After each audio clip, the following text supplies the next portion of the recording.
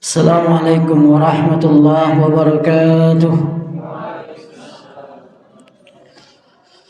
Alhamdulillahi ala ihsanih wa syukru lahu ala taufiqihi wa amtinanih. Ashhadu an la ilaha illallah wahdahu la syarika la ta'ziman li sya'nih. Wa ashhadu anna Muhammadan 'abduhu wa rasuluhu ad-da'i ila ridwanih. Allahumma salli wa sallim wa barik wa an'im alaihi wa ala alihi wa sahbihi wa ikhwanih. Kepada bapak-bapak, ibu-ibu yang semoga kita semua dirahmati oleh Allah Subhanahu wa taala, dan tidak ada penghormatan yang lebih tinggi daripada kehormatan kemuliaan yang Allah Subhanahu wa taala berikan kepada kita. Kita bersyukur kepada Allah Subhanahu wa taala atas segala nikmat dan karunia-Nya sehingga di pagi hari ini kita bisa berkumpul di majelis ini dalam rangka mempelajari bagian daripada agama kita, mengetahui hal yang penting dalam kehidupan kita, yaitu amanah yang Allah Subhanahu wa taala titipkan kepada kita berupa anak-anak kita yang kita sekolahkan di sini, yang kita didik mereka di sini. Bagaimana agar kita menjadi orang-orang yang sukses dalam mengemban amanah ini, dan semoga kajian ini bisa menjadi penambah wawasan bagi kita semua, menjadi ilmu yang bermanfaat bagi kita dan bisa kita amalkan dan menjadi bekal yang terbaik buat kita di kehidupan akhirat nanti. Ini adalah kenikmatan dari Allah Subhanahu wa taala yang wajib kita syukuri. Salawat dan salam kita haturkan kepada Nabi kita, Nabi Muhammad sallallahu alaihi wa ala alihi wasallam beserta keluarganya, kerabatnya, pengikutnya yang setia hingga akhir zaman.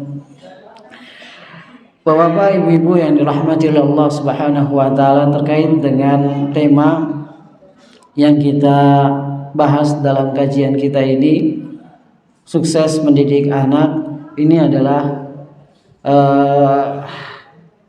suatu bahasan yang saya ambil dari kitab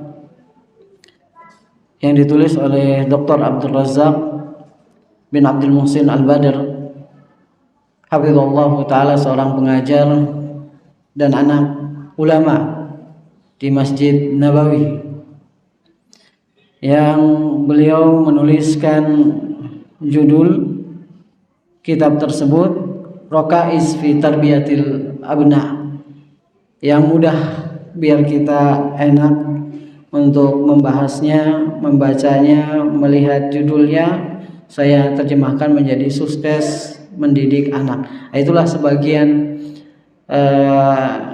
yang sudah dibagikan, terjemahannya yang sudah dibagikan kepada bapak-bapak, ibu-ibu. Ya, sebetulnya ini dicetak sudah lama dan saya terjemahkan dalam waktu yang tidak ada sampai seminggu, ya, sepekan, karena berkaitan dengan kelahiran anak saya dulu tahun 2016, dan dibagikan untuk yang hadir di acara akikah kelahiran anak saya tersebut. Dan ternyata masih tersisa beberapa eksemplar, dan itulah yang dibagikan kepada bapak-bapak, ibu-ibu. Semoga bermanfaat. Bapak-bapak, ibu-ibu yang dirahmati oleh Allah Subhanahu wa taala, ketika kita bicara sukses, maka sukses dunia itu fata morgana. Sukses di dunia itu fana. Maka yang harus kita tanamkan di dalam diri kita adalah kesuksesan yang hakiki, yaitu di akhirat nanti.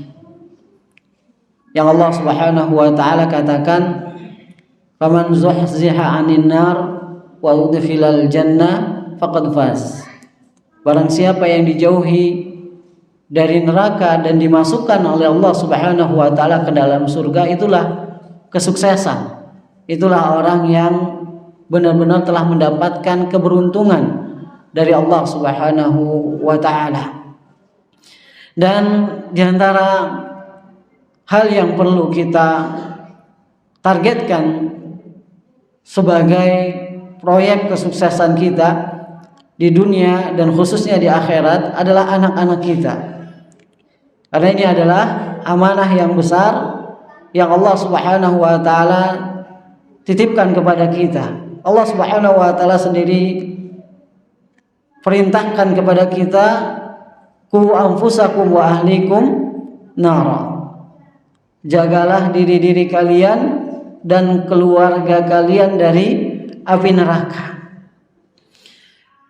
Jadi bukan diri-diri kita saja yang diperintahkan oleh Allah Subhanahu wa taala untuk dijaga agar tidak dimasukkan oleh Allah Subhanahu wa taala di akhirat nanti ke dalam nerakanya, tapi anak-anak kita juga menjadi tanggung jawab kita, menjadi amanah yang Allah Subhanahu wa taala bebankan kepada kita agar mereka juga bisa sama-sama bersama kita masuk ke dalam surganya Allah Subhanahu wa taala dan sukses bersama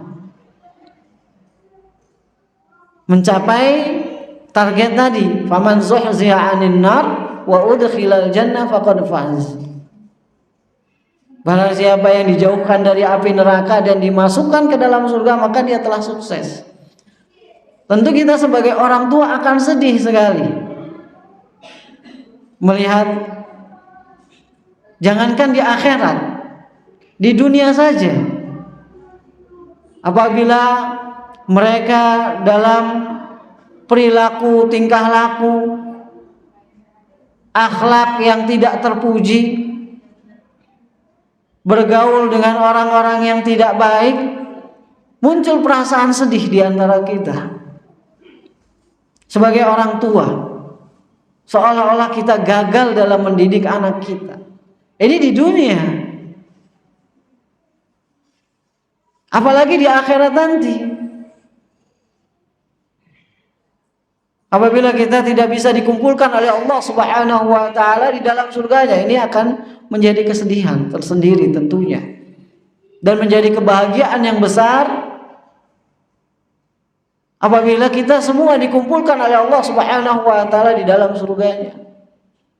Innalladzina amanu wa 'amilus shalihat lahum jannatun tajri min tahtihal anhar dzalikal fawzul kabir. Orang-orang yang beriman dan beramal saleh, bagi mereka jannat, bagi mereka surga Allah Subhanahu wa taala yang mengalir di bawahnya sungai-sungai. Kemudian kata Allah Subhanahu wa taala, katakan apa? Dzalikal fawzul kabir. Itulah fauz, itulah kemenangan, itulah kesuksesan yang besar. Dan tentu kita inginkan hal itu bukan hanya pada kita saja, tapi juga pada keluarga kita, kepada anak-anak kita. Itulah kesuksesan yang mestinya kita tanamkan di dalam pola pikir kita. Kita jadikan target utama di dalam kehidupan kita. Bapak, ibu-ibu yang dirahmati oleh Allah Subhanahu wa taala, sebagaimana tadi sudah disampaikan bahwasanya di antara amanah yang besar yang wajib kita tunaikan di dalam kehidupan ini adalah anak-anak kita, di mana kita diperintahkan oleh Allah Subhanahu wa taala untuk mendidik mereka, untuk mengajarkan adab-adab kepada mereka, menasehati mereka, membimbing mereka. Dan ini bagian dari firman Allah Subhanahu wa taala dalam surat Al-Ma'arij ayat yang ke-32, walladzina hum li amanatihim wa ahdihim ra'un. orang-orang yang senantiasa menjaga, menunaikan amanah-amanah mereka dan janji mereka, akad mereka, tanggungan mereka. Jadi amanah itu bukan cuma harta kita, tapi bahkan yang lebih besar daripada harta kita adalah keluarga kita, anak kita. Yang apabila kita sukses menjaga amanah ini, inilah pujian Allah Subhanahu wa taala yang kita dapatkan. Dan Allah Subhanahu wa taala melarang kita untuk berkhianat. Apabila kita berkhianat kepada saudara kita, kepada orang lain, tetangga kita, dilarang oleh Allah Subhanahu wa taala, maka bagaimana lagi terhadap anak-anak kita yang merupakan amanah Allah Subhanahu wa taala. Allah tabaraka wa taala firmankan, ya ayyuhalladzina amanu la takhunullaha war rasula wa la takhunu amanatikum wa antum ta'lamun. Wahai orang-orang yang beriman, janganlah kalian berkhianat kepada Allah, jangan kalian berkhianat kepada Rasul, dan jangan kalian mengkhianati amanat-amanat kalian sedangkan kalian mengetahui. Kita sudah tahu nih bapak-bapak, ibu-ibu yang dirahmati oleh Allah Subhanahu wa taala, bahwasanya anak-anak kita ini titipan kita. Anak-anak kita ini adalah amanah besar dari Allah Subhanahu wa taala kepada kita. Betapa banyak keluarga yang Allah Subhanahu wa taala tidak karuniakan, tidak Allah anugerahi buah hati, keturunan. Sungguh ini adalah kesedihan, ujian yang besar, ujian yang berat. Nah, kita diberikan kenikmatan dengan anak-anak keturunan kita, jamaah sekalian, bapak-bapak, ibu-ibu yang dirahmati oleh Allah Subhanahu wa taala. Ini satu sisi, tapi di sisi lain ini adalah amanah dari Allah Subhanahu wa taala yang tidak boleh kita khianati. Dan tahu bapak-bapak, ibu-ibu yang dirahmati oleh Allah Subhanahu wa taala, bahwasanya berkhianat terhadap amanah yang dititipkan kepada kita, dipikulkan kepada kita, ini adalah salah satu sifat munafik. Maka jamaah sekalian rahmati Allah Subhanahu wa taala, mari kita introspeksi diri kita. Kita terus perhatikan amanah besar ini. Karena tanggung jawabnya bukan cuma di dunia ini, tapi di akhirat nanti. Karena Nabi sallallahu alaihi wasallam katakan, kullukum ra'in wa kullukum mas'ulun an ra'iyatihi. Setiap kalian itu adalah ra'in, pemimpin. Kalau secara terlek kita terjemahkan ra'in itu penggembala. Karena memang kita diberikan tanggung jawab agar bisa mengarahkan, mendidik anak-anak kita sebagaimana yang diinginkan oleh Allah Subhanahu wa taala. Dan ini akan jadi pertanyaan, pertanggungjawaban yang akan dimintai oleh Allah Subhanahu wa taala di akhirat nanti. Wa kullukum mas'ulun an ra'iyatihi. Dan setiap kalian akan dimintai pertanggungjawaban dari apa yang dipimpinnya. Dan yang terbesar jamaah sekalian rahmati Allah Subhanahu wa taala adalah anak-anak kita. Bapak-bapak, ibu-ibu yang dirahmati oleh Allah Subhanahu wa taala. Di sini ada beberapa poin yang disampaikan oleh penulis Syekh Abdul Razak bin Abdul Muhsin Al-Badr hafizahumullah taala wa ra'ahuma, untuk kita perhatikan agar kita benar-benar sukses di dalam mendidik anak-anak kita. Langsung kita ke poin yang pertama, Bapak-bapak, Ibu-ibu yang dirahmati oleh Allah Subhanahu wa taala. Yang pertama adalah ikhtiar az-zaujah as-salihah. Memilih istri yang saleh. Artinya Bapak-bapak, Ibu-ibu yang semoga kita semua dirahmati oleh Allah Subhanahu wa taala, barakallahu fikum, untuk mencetak generasi keturunan yang saleh dan salehah itu bukan cuma ketika kita sudah menikah, bukan. Tapi harus dipersiapkan, harus direncanakan, harus dicanangkan sebelum menikah. Mungkin kita semua sudah pada menikah, terlambat saat kita sudah punya anak 5, nih mau 6 lagi. Terlambat kalau kita bicara milih istri yang saleh. Nggak ada terlambat, Bapak-bapak, Ibu yang dirahmati Allah Subhanahu wa taala. Ya. Tanggung jawab kesalehan itu ada pada diri kita. Dan yang pertama kali atas diri kita sebelum keluarga kita. Kan tadi firman Allah Subhanahu wa taala, qu anfusakum wa ahlikum nar. Jagalah diri-diri kalian dan keluarga-keluarga kalian dari api neraka.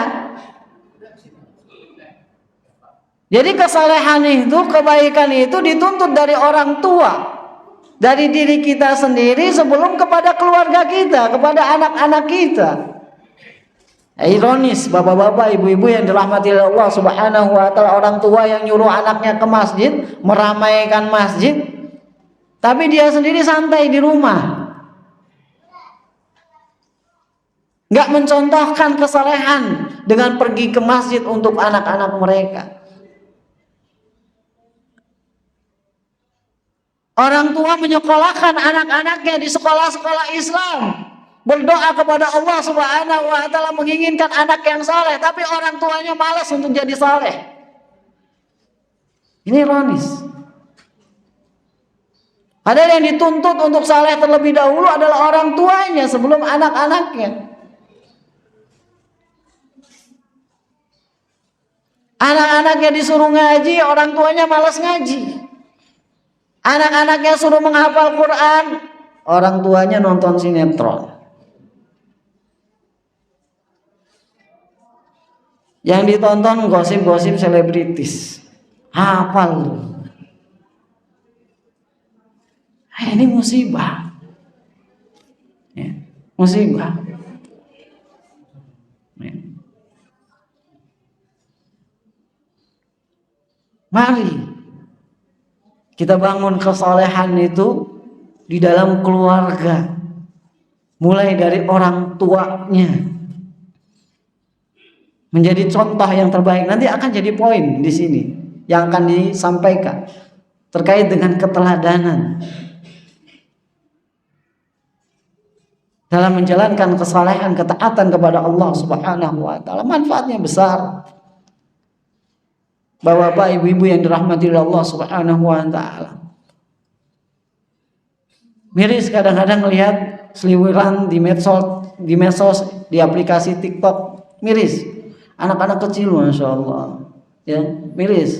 Subhanallah, ya, bukan masya Allah. Jogetnya pinter-pinter, ya. Dan yang ngajarin siapa? Orang tuanya yang ngajarin. Padahal doanya apa? Ya Allah, jadikan anak saya anak yang saleh, bermanfaat bagi keluarganya, bagi orang tuanya, bagi bangsa dan negara. Tapi yang diajarkan yang kayak begini. Ini berdoa apa main-main? Berdoa jangan main-main kepada Allah Subhanahu wa taala, serius. Minta kepada Allah Subhanahu wa taala dengan azam, dengan tekad yang kuat. Kalau mau jadi anak kita anak yang saleh, kita dulu perhatikan kesalehan.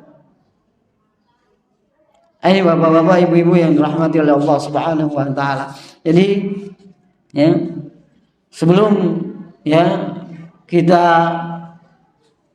membangun rumah tangga, sebenarnya persiapan untuk mencetak generasi saleh, keturunan yang saleh itu mestinya sudah dipersiapkan, ya, baik bapak-bapak dan ibu-ibu, ya, yang baik laki-laki maupun perempuan diperintahkan untuk ya mencari ya wanita yang baik agamanya, laki-laki yang diridhoi akhlak dan agamanya. Tapi apabila itu memang sudah berlalu, tidak ada kata terlambat, ya, tidak ada kata terlambat, ya. Innallaha yaqbalu taubah. Sungguhnya Allah Subhanahu wa taala menerima taubat malam yuqarrir, selama nyawa itu belum sampai di kerongkongan. Ya. Banyak orang tua yang di tengah perjalanan kehidupannya dia bertobat kepada Allah Subhanahu wa taala, kemudian dia serius di dalam mendidik anak-anaknya, dan hasilnya terlahirlah generasi yang saleh dan salehah. Para sahabat-sahabat Nabi Sallallahu Alaihi Wasallam contohnya, mereka masuk ke dalam Islam dalam keadaan sudah memiliki keturunan, sudah tua, tapi baik keislaman mereka. Kemudian lahirlah dari keturunan mereka orang-orang yang memperjuangkan agama ini, menjadi pembela-pembela agama, bermanfaat bagi Islam dan kaum muslimin. Itu yang pertama, bapak-bapak, ibu-ibu yang dirahmati oleh Allah Subhanahu wa taala.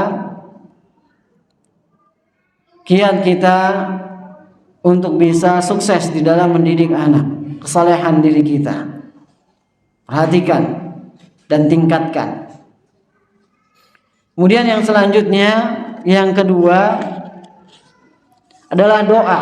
Ini tadi sudah saya singgung di awal. Doa ini merupakan salah satu upaya, poin terpenting di dalam kesuksesan mendidik anak. Karena yang menjadikan anak-anak kita soleh itu dan salehah semata-mata bukan karena usaha kita, bukan karena kepandaian kita, bukan karena kecerdikan kita, tapi taufik dari Allah Subhanahu wa taala, pertolongan dari Allah Subhanahu wa taala, karunia dari Allah Subhanahu wa taala. Para nabi dan rasul ada keturunan mereka, keluarga mereka yang tidak menjalani, tidak mengikuti, tidak taat kepada Allah dan rasulnya. Artinya bapak-bapak, ibu-ibu yang dirahmati oleh Allah Subhanahu wa taala, peran doa di dalam mendidik anak-anak kita, di mana Allah Subhanahu wa taala yang membulak-balikkan hati manusia, ini sangat penting dalam proses pendidikan anak-anak kita. Rasulullah sallallahu alaihi wasallam senantiasa berdoa kepada Allah Subhanahu wa taala, ya muqallibal qulub, tsabbit qalbi ala dinik, wa ya musarrifal qulub, sarrif qalbi ala ta'atik. Rasulullah sallallahu alaihi wasallam minta kepada Allah Subhanahu wa taala, ya Allah yang membulak-balikkan hati, mantapkan, kokohkan hatiku di atas agamamu. Ya musarrifal qulub, wahai Allah, zat yang memaling-malingkan hati, palingkan hatiku untuk tetap berada di atas ketaatan kepadamu. Doa yang senantiasa Rasulullah sallallahu alaihi wasallam panjatkan kepada Allah Subhanahu wa taala. Karena memang hati kita dan hati semua manusia itu di tangan Allah Subhanahu wa taala. Allah yang membulak-balikkan. Maka kita senantiasa minta kepada Allah Subhanahu wa taala dalam salat kita, ihdinas siratal mustaqim. Dalam beribadah kepada Allah Subhanahu wa taala kita minta pertolongan kepadanya. Iyyaka na'budu wa iyyaka nasta'in. Agar kita benar-benar sukses menjalankan kewajiban kita, tugas kita sebagai hamba Allah Subhanahu wa taala dalam menghamba kepadanya, termasuk di dalam mendidik anak-anak kita. Para nabi dan rasul tidak lelah berdoa kepada Allah Subhanahu wa taala agar mereka diberikan keturunan yang saleh. Anak-anak mereka dijadikan hamba-hamba yang taat kepada Allah Subhanahu wa taala. Ini para nabi yang doanya mustajab, dikabulkan oleh Allah Subhanahu wa taala. Bagaimana lagi dengan kita? Maka doanya mesti lebih kencang lagi, bapak-bapak, ibu-ibu yang dirahmati oleh Allah Subhanahu wa taala. Apalagi di zaman sekarang ini, di mana fitnah begitu dahsyat, kerusakan itu sangat cepat menyebarnya. Dengan adanya teknologi yang canggih, di satu sisi mendatangkan manfaat, kemudahan bagi manusia, tapi di sisi yang lain menjadi media untuk menyebar kerusakan dan keburukan, dan begitu cepat sekali tersebarnya, dan begitu mudah sekali tersebarnya keburukan-keburukan di media-media sosial. Melalui kecanggihan teknologi informasi yang ada sekarang ini di tangan-tangan kita, bahkan di tangan-tangan anak-anak kita. Maka harus kita kuatkan juga ini doa kita kepada Allah Subhanahu wa taala, agar Allah Subhanahu wa taala menjaga kita, menjaga anak-anak kita. Nabiullah Ibrahim alaihissalatu wassalam berdoa kepada Allah Subhanahu wa taala, Rabbi habli minas salihin. Rabbi habli minas salihin. Ya Allah, Rabbku, anugerahkan kepadaku dari keturunan yang saleh. Beliau juga berdoa kepada Allah Subhanahu wa taala, Rabbi ja'alni muqimas salati wa min dzurriyyati. Minta kepada Allah Subhanahu wa taala agar senantiasa dijadikan orang yang menegakkan salat. Begitu juga keturunan-keturunan beliau. Nabi Allah Ibrahim alaihissalatu wassalam. Kemudian Nabi Zakaria berdoa juga kepada Allah Subhanahu wa taala. Qala rabbi habli min ladunka dzurriyyatan thayyibah innaka sami'ud du'a.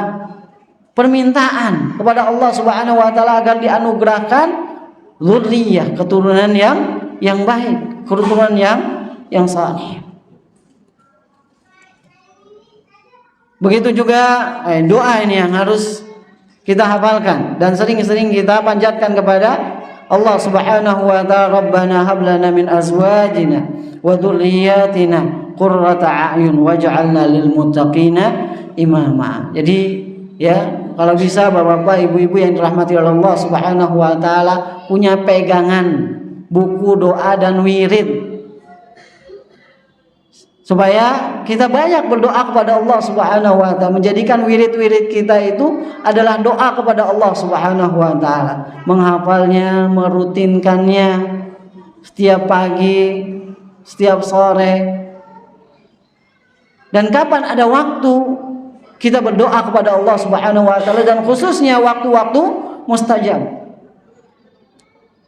Itu jadikan pegangan bapak-bapak, ibu-ibu yang rahmati Allah Subhanahu wa taala, karena ini senjata kita. Ad-du'a silahul mu'min. Doa itu senjatanya orang yang beriman. Termasuk jamaah sekalian rahmati Allah Subhanahu wa taala dalam proyek besar kita melahirkan generasi yang saleh dan salehah.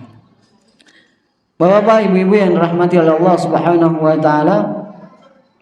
Kemudian apalagi doa orang tua doa orang tua kepada anaknya, ini termasuk doa yang mustajab.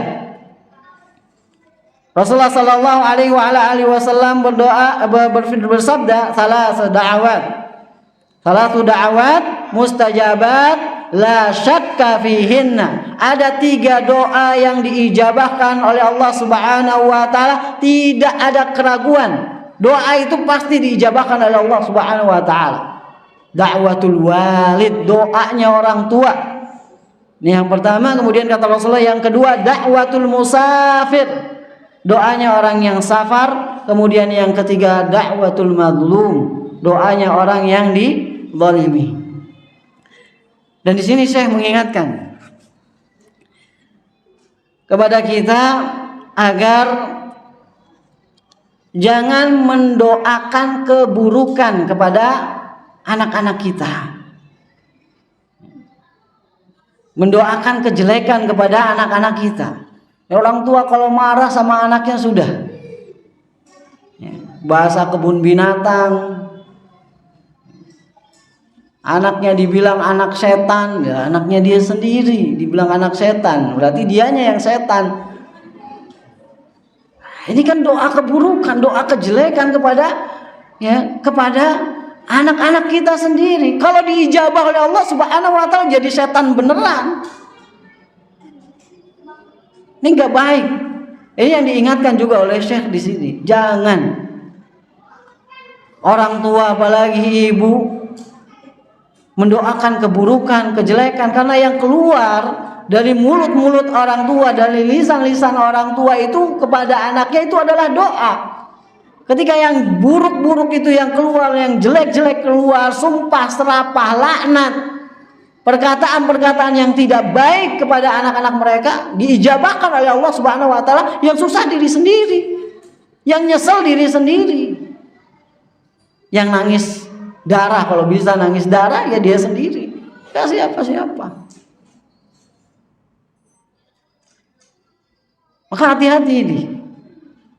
Kisah Syekh Sudais, ya Imam Masjidil Haram kan sangat ma'ruf ya, masyhur.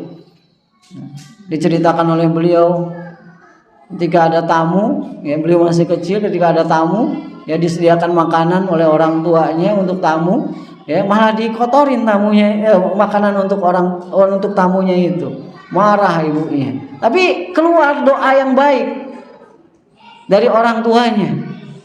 Doanya semoga engkau dijadikan imam Masjidil Haram, menjadikan imam Masjidil Haram. Doakan doa kebaikan.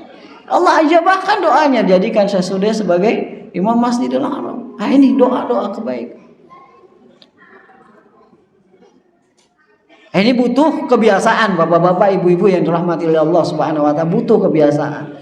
Dan kalau itu yang keluar dari mulut-mulut kita, sumpah, serapah, laknat, kalau marah itu semua bahasa-bahasa kotor, bahasa-bahasa kebun binatang itu keluar, ini akan nular kepada anak-anak kita. Itu juga nanti yang akan keluar dari mulut-mulut mereka. Karena pendidikan mereka itu kan mendengar, melihat dari orang tuanya. Apalagi Rasulullah Sallallahu Alaihi Wasallam telah memperingatkan hal ini kepada kita. Kata Rasulullah Sallallahu Alaihi Wasallam, la tad'u ala anfusikum, wa la tad'u ala auladikum, wa la tad'u ala amwalikum, la tuwafiqu minallahi sa'atan yus'alu fiha ata fayastajibu lakum. Kata Rasulullah Sallallahu Alaihi Wasallam, janganlah kalian mendoakan kejelekan, keburukan untuk diri kalian, dan jangan pula berdoa kejelekan untuk anak-anak kalian. Begitu juga jangan mendoakan kejelekan, keburukan pada harta-harta kalian. Tidaklah kalian menepati dari suatu waktu, ya, dari suatu waktu yang Allah Subhanahu wa taala diminta tentangnya terkait dengan suatu permintaan, lalu Allah Subhanahu wa taala mengabulkan doa-doa kalian.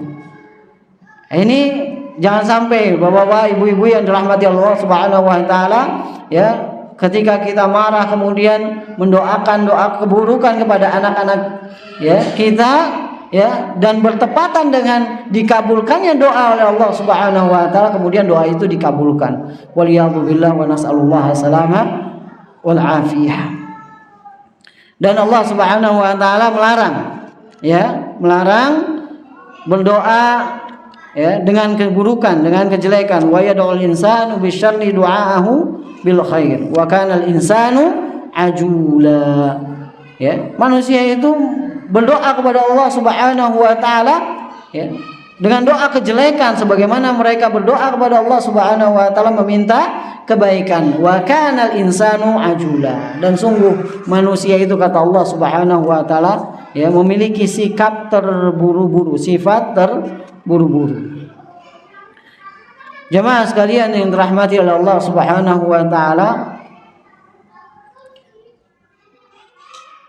Kemudian yang selanjutnya,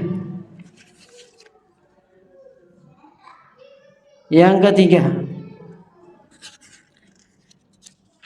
ikhtiyarul asma'i at-thayyibah. Ikhtiyarul asma'i at-thayyibah.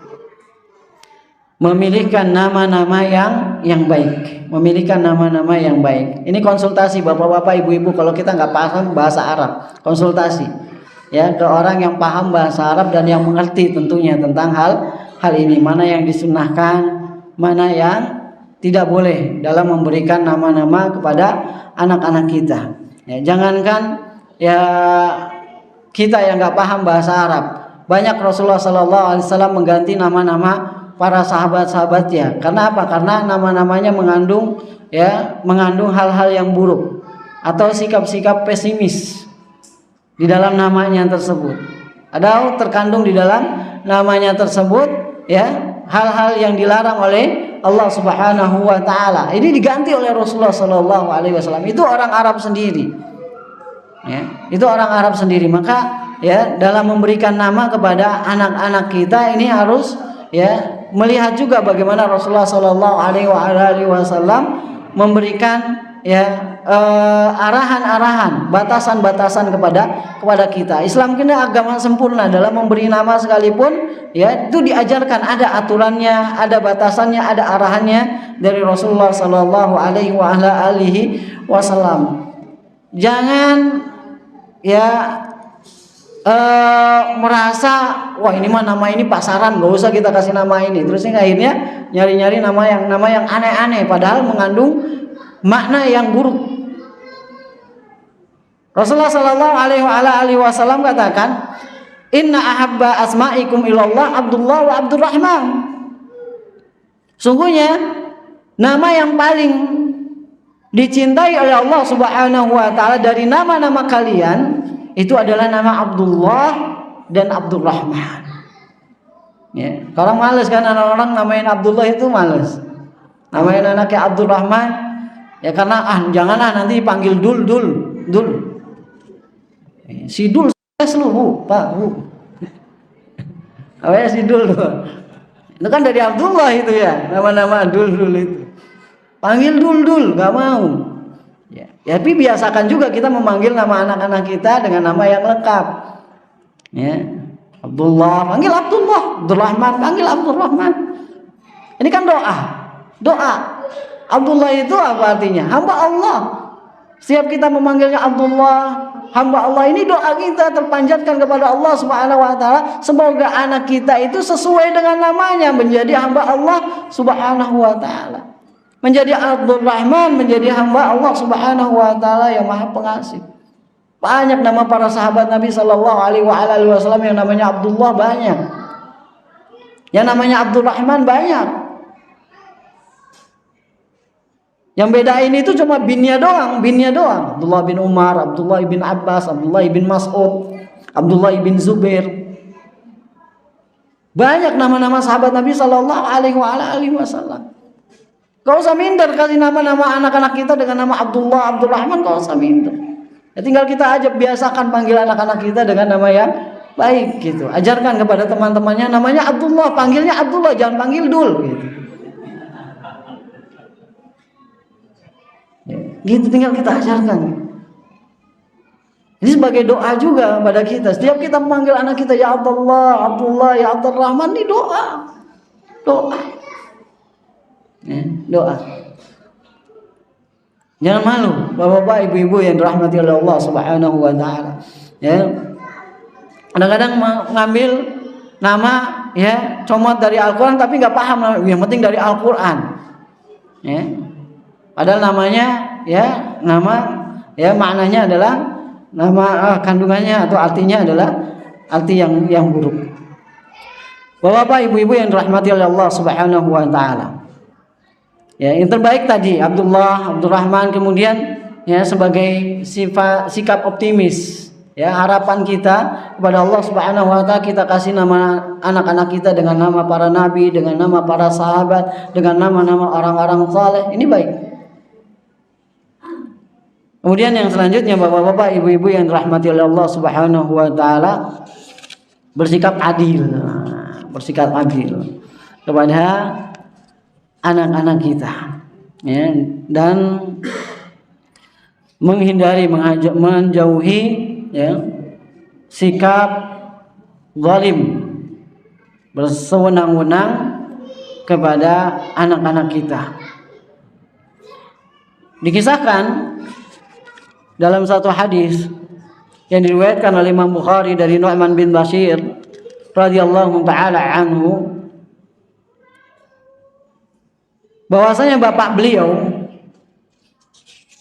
memberikan kepada beliau sebidang tanah, dan ibunya, ini biasa nih ibu nih mempengaruhi bapaknya, dan ibu, ya, Nu'man bin Bashir ini meminta kepada, ya, bapak daripada Nu'man bin Bashir, ya, suaminya, agar pemberian tersebut dipersaksikan oleh Rasulullah sallallahu alaihi wasallam.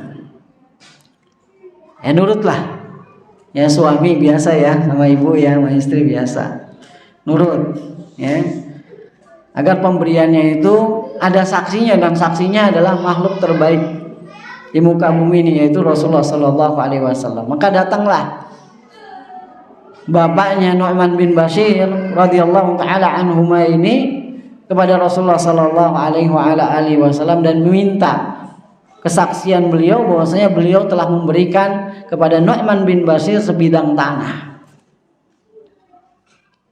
Rasulullah sallallahu alaihi wasallam tidak langsung merespon, tidak langsung mengiyakan. Tapi Rasulullah sallallahu alaihi wasallam bertanya kepadanya, "A'taita sa'ira waladika mithla hadza?" Apakah engkau memberikan kepada seluruh anakmu seperti ini, pembagian yang sama? Satu anak dikasih sebidang tanah, yang lain juga harus dikasih sebidang tanah yang semisal. Ini adil kepada anak-anak. Ini dipertanyakan dulu oleh Rasulullah sallallahu alaihi wasallam. Faqala, kemudian jawaban bapaknya Nu'man bin Bashir, tidak wahai Rasulullah. Faqala, kemudian Rasulullah sallallahu alaihi wasallam mengatakan, fattaqullaha wa'dilu baina auladikum. Fattaqullah, bertakwalah engkau kepada Allah dan berlaku adillah kalian antara anak-anak kalian, terhadap anak-anak kalian. Jadi kita dituntut untuk adil, ya, kepada anak-anak kita, ya, di dalam pemberian, ya, kepada mereka. Meskipun adil itu tidak mesti sama, ya, nominalnya atau ukurannya nggak mesti sama, ya. Karena namanya adil itu menurut Islam, i'ta'u kulli dhi haqqin haqqahu. I'ta'u kulli dhi haqqin haqqahu. Memberikan setiap yang memiliki hak sesuai dengan haknya, itu adil. Itu adil. Bukan adil itu dalam Islam bukan sama rata, bukan. Adil itu memberikan orang yang memiliki hak sesuai dengan haknya. Itu keadilan. Kemudian dalam riwayat yang lainnya Rasulullah sallallahu alaihi wasallam dengan tegas menolak, la ushhidu ala jaurin. Aku tidak mempersaksikan, atau la asyhadu ala jaurin, aku tidak mempersaksikan, ya, kejahatan, keburukan, perbuatan aniaya, kezaliman. Ini kata Rasulullah sallallahu alaihi wasallam. Intinya, bapak-bapak, ibu-ibu yang dirahmati oleh Allah Subhanahu wa taala, sikap adil, ya, kepada anak-anak kita itu dituntut. Meskipun di dalam hati kita mungkin ada kecenderungan, karena memang di dalam hati, ya, tidak bisa ditolak kecenderungan kepada anak-anak kita, mana yang lebih dicintai, mana yang lebih disukai. Tapi jangan sampai kecenderungan yang ada di dalam hati itu nampak dalam perbuatan lahiriah kita, dalam pemberian kita kepada mereka. Itu yang dihindari. Itu adil bapak-bapak, ibu-ibu yang rahmati Allah Subhanahu wa taala, yang menjadi salah satu kiat kita untuk bisa sukses di dalam mendidik anak-anak kita. Kemudian yang selanjutnya bapak-bapak, ibu-ibu yang dirahmati Allah Subhanahu wa taala, ar-rifqu war-rahmah. Ar-rifqu rahmah, dawa rahmah, ya. Berlaku lembut dan kasih sayang. Kata Rasulullah sallallahu alaihi wa ala alihi wasallam, fa inna ar-rifqa la yakunu fi syai'in illa zanah. Wala yunza'u min syai'in illa syanah. Sungguhnya kelembutan tidak ada pada sesuatu melainkan dia akan menghiasinya. Wala yunza'u min syai', dan tidak dia dicabut kelembutan itu dari sesuatu illa syanah, melainkan dia akan memperburuknya. Jadi yang mengindahkan, yang menjadikan, yang membuat suatu perbuatan indah itu kelembutan, bukan kekasaran. Ya, meskipun ya bapak-bapak, ibu-ibu yang dirahmati Allah Subhanahu wa taala, sesuatu yang disampaikan itu adalah kebenaran, tapi kalau disampaikan dengan cara-cara yang salah, cara-cara yang keliru, dengan cara-cara yang kasar, tidak diikuti dengan kelembutan, ini akan menjadikan ya kebenaran itu terlihat menyeramkan. Kebenaran itu terlihat ya tidak enak untuk diterima. Maka dari itu Allah Taala berkatakan, ud'u ila sabili rabbik bil hikmati wal mau'izatil hasanah wajadilhum billati hiya ahsan. Ini dalam menyampaikan kebenaran, bukan cuma kontennya harus benar, tapi cara penyampaiannya pun harus benar, penuh dengan kelembutan. Ada tingkatannya. Kata Rasulullah, kata Allah Subhanahu wa taala, dengan hikmah, dengan pengajaran yang baik. Hatta ketika harus berjidal, harus berdiskusi, harus beradu argumen, itu dengan cara yang baik juga. Itulah salah satu bentuk kelembutan yang diajarkan di dalam Islam. Ini ya yang perlu kita perhatikan kepada anak-anak kita juga, karena kita kan mengajak mereka pada kebaikan juga, kepada jalan Allah Subhanahu wa taala. Ud'u ila sabili rabbik bil hikmah, dengan cara yang hikmah, dengan cara pengajaran yang baik, dengan cara pengajaran yang baik. Ini dibutuhkan juga kepada anak-anak kita yang kita dakwahi, yang kita ajak, yang kita didik ya kepada hal-hal yang baik, kepada kebenaran yang kita yakini. Bapak-bapak, ibu-ibu yang dirahmati Allah Subhanahu wa taala, suatu kisah pada zaman Rasulullah sallallahu alaihi wa ala alihi wasallam, ada seorang sahabat atau seorang badui, seorang badui yang buang air kecil di pojokan Masjid Nabawi. Bayangkan ya, bukan sembarang masjid, Masjid Nabawi.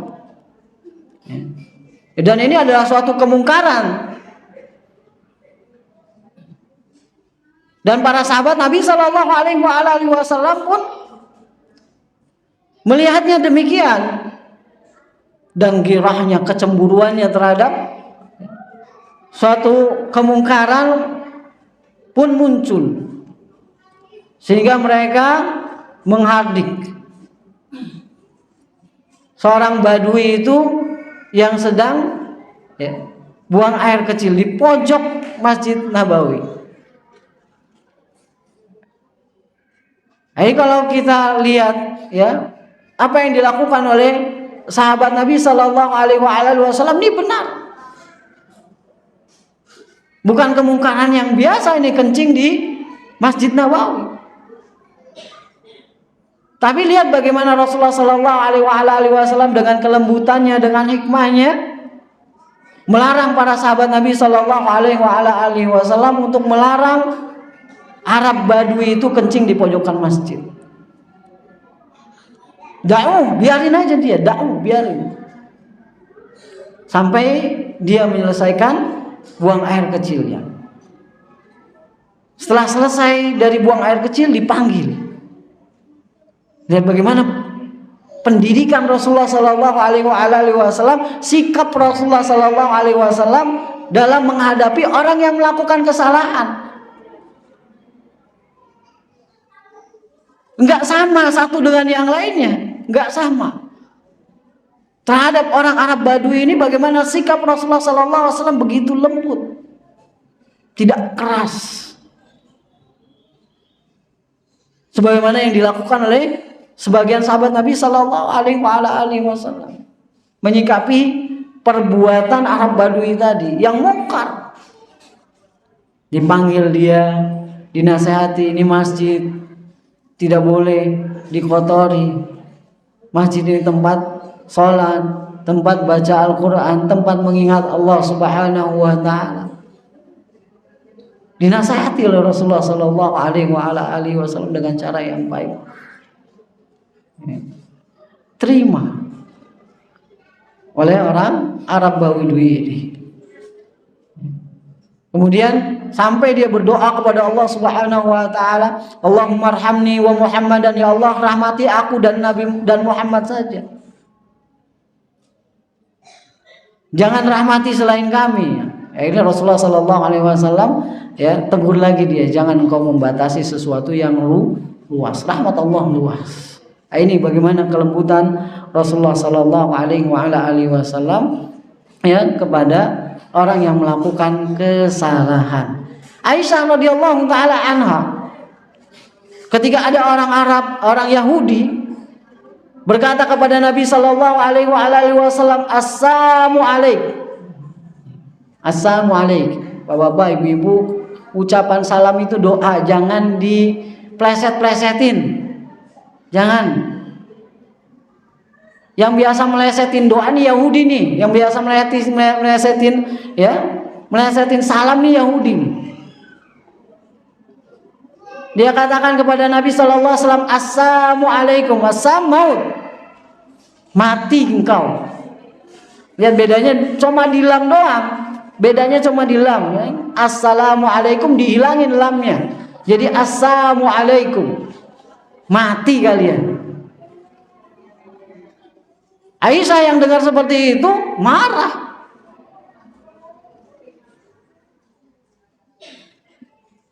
Marah Aisyah. Sampai Aisyah katakan waalaikumsalam wa la'natullah. Panjang balasan Aisyah.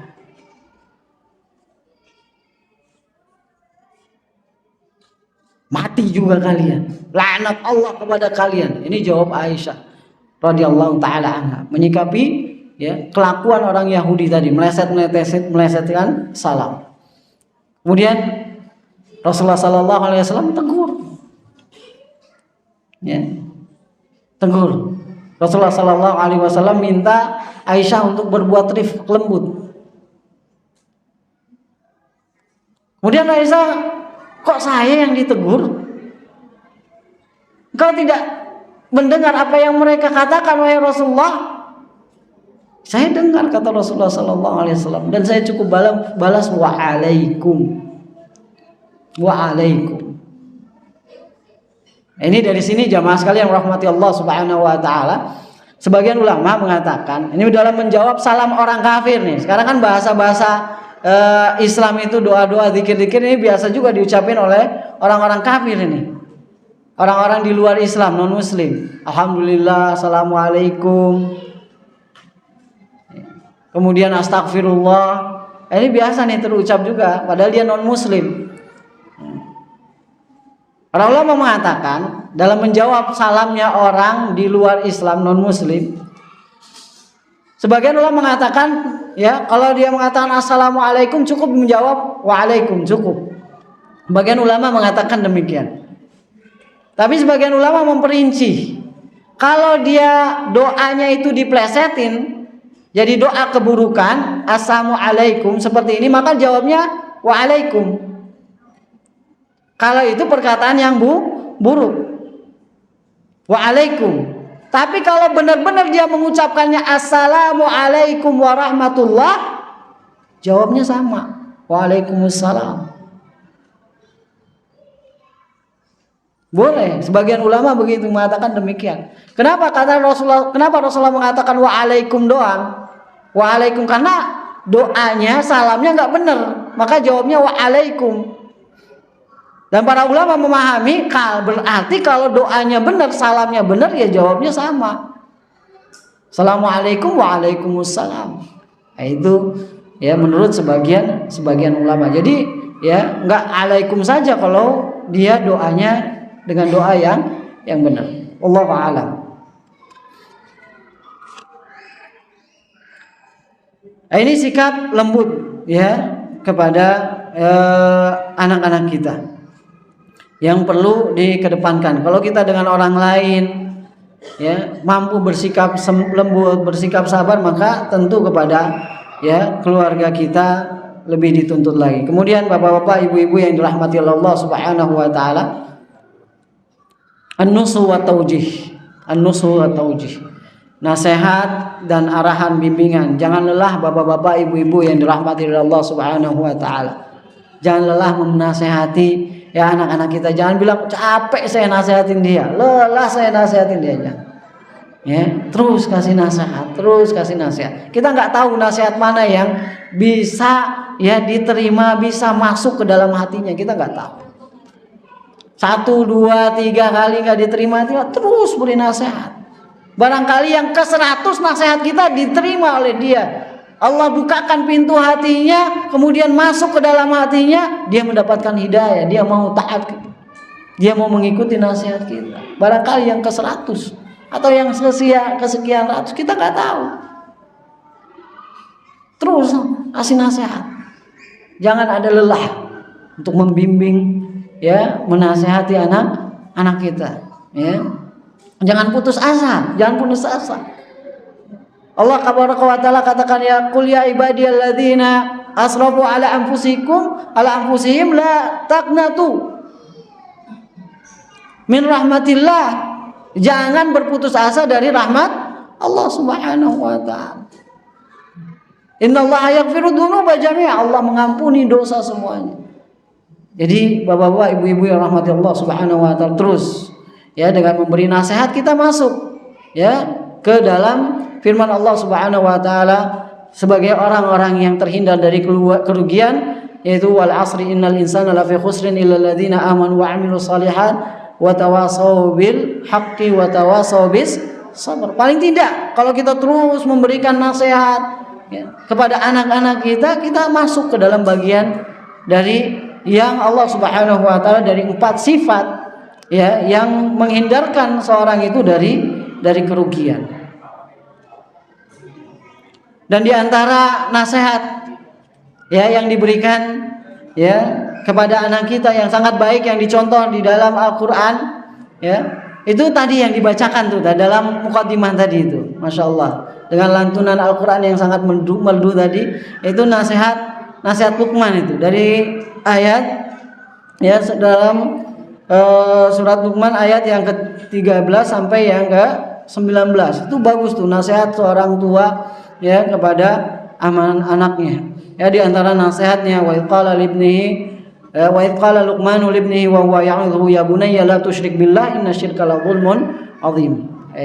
Dimulai dari ayat tersebut sampai ayat yang ke-19 ya. Itu nasihat yang baik sekali untuk terus disampaikan kepada anak-anak kita. Lihat bagaimana ya Luqman Al-Hakim menasihati anaknya. Beliau memanggil ya bunayya, ya bunayya. Kalau bahasa kita ya bunayya itu wahai anakku sayang. Ini dengan kelembutan nasihat ini disampaikan kepada anak-anak kita. Nabiullah Ibrahim alaihissalatu wassalam, gimana komunikasinya dengan Nabi Ismail alaihissalatu wassalam? Beliau katakan, ya bunayya inni ara fil manami anni adbahuk. Kemudian dijawab oleh Ismail alaihissalam sebagai anak, ya abatif al ma tu'mar. Lihat bagaimana komunikasi yang penuh dengan kasih sayang dan penghormatan antara seorang bapak dengan anaknya. Bapaknya manggil kepada anaknya, wahai anakku sayang, ya bunai. Anaknya manggil kepada bapaknya dengan panggilan penghormatan, ya abati. Bukan cuma sekedar abi, ya abati. Panggilan yang penuh dengan kelembutan. Nah, ini patut kita contoh dalam memberikan nasihat kepada anak-anak kita. Tadi nasihat Luqman, ya bunayya la tusyrik billahi innasyirka la zulmun azim. Wahai anakku sayang, janganlah engkau menyekutukan Allah Subhanahu wa taala, karena syirik adalah kezaliman yang sangat besar. Nah, patut kita baca, kita renungkan surat Luqman tadi yang merupakan nasihat seorang bapak kepada anaknya dari ayat yang ke-13 sampai ayat yang ke-19. Kemudian bapak-bapak, ibu-ibu yang rahmati Allah Subhanahu wa taala, yang ke-7 adalah al-jalisus salih. Al-jalisus salih, teman yang baik. Teman yang baik ini perlu kita perhatikan, perhatikan untuk anak-anak kita. Jangan anak-anak kita itu dikasih kebebasan untuk memilih temannya, jangan. Tapi perlu kita arahkan, perlu kita nasihati, perlu kita kasih tahu mereka dari teman-teman yang baik, dan peringatkan mereka dari teman-teman yang buruk. Bapak-bapak, ibu-ibu yang dirahmati oleh Allah Subhanahu wa taala, pendidikan yang gagal terhadap anak-anak itu, para ulama menyebutkan paling tidak ada 3 sebabnya. Pertama, pendidikan yang buruk. Pendidikan yang buruk kepada anak-anak dari orang tua kepada anak-anak mereka. Yang kedua, lalai di dalam mendidik anak. Lalai dalam mendidik anak. Kemudian yang ketiga ini, salah di dalam memilih teman. Salah di dalam memilih teman. Di rumah sudah dikondisikan dengan kondisi yang baik, tapi di luar rumah ternyata salah di dalam memilih teman. Ini juga akibat merupakan sebab daripada pendidikan atau anak yang salah didik, karena memilih teman-teman yang salah. Almaru ala dini khalili falyanzur ahadukum man yukhalil. Kata Nabi SAW, anak itu atau seorang itu berdasarkan agama temannya, maka hendaknya salah seorang di antara kalian melihat siapa teman baiknya. Jadi harus kita perhatikan juga, bapak-bapak, ibu-ibu yang dirahmati oleh Allah Subhanahu wa taala, teman-teman dari anak-anak kita.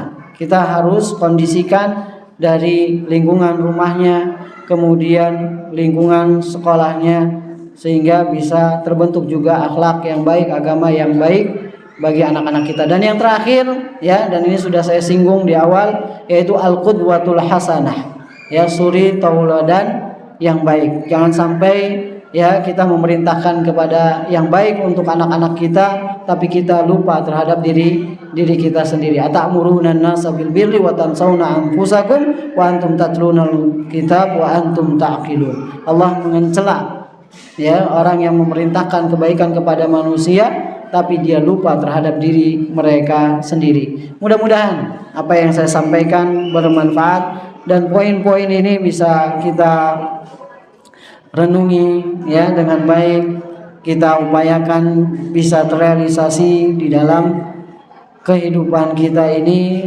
dalam proyek besar kita mendidik anak-anak kita, melahirkan generasi yang saleh dan salehah, bermanfaat buat kehidupan yang baik bagi kita di dunia dan di akhirat, sehingga anak-anak kita menjadi investasi yang baik buat kita, dan kita bisa mendapatkan hal itu di akhirat nanti, sebagaimana Nabi sallallahu alaihi wasallam katakan, idza mata ibnu adam inqata'a sa'iru amali illa min thalas. Apabila anak Adam itu meninggal dunia, maka akan terputus segala amalnya kecuali dari 3 perkara. Yang pertama, kata Rasulullah sallallahu alaihi wasallam, sedekatun jariyah, sedekah jariyah. Yang kedua, al ilmu yuntafa'u bihi, ilmu yang bermanfaat. Kemudian yang ketiga, waladun salihun, waladun salih, anak yang soleh yang mendoakan kebaikan untuknya. Mudah-mudahan ya Allah Subhanahu wa taala memberikan kita taufik dan memberikan kepada kita kekuatan untuk bisa mengemban amanah yang besar ini dalam mendidik anak-anak kita. Wassallallahu ala nabiyina Muhammad wa ala alihi wasallam wa akhiru da'wana alhamdulillahi rabbil alamin.